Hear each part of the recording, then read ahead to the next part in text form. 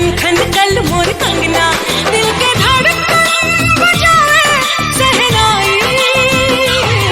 आबे लागल ए राजा गिराई, आबे लागल ए राजा गिराई।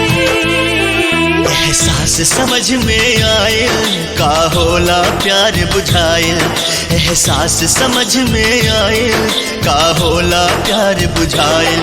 हाल दिलवा के का हम बताएं, कैसे तोहसे नजरिया मिलाई, कैसे तोहसे नजरिया मिलाई।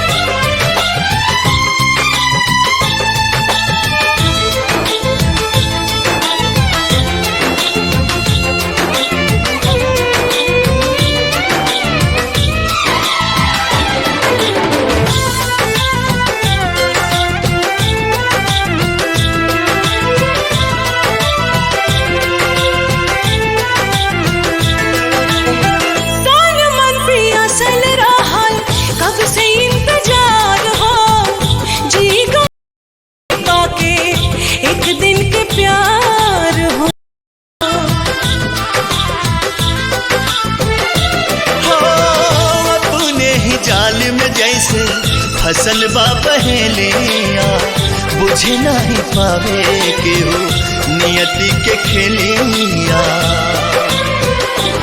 जिंदगी जाने कौन मोड़ पे ले जाए, कैसे तोहसे नजरिया मिलाई, कैसे तोहसे नजरिया मिलाई।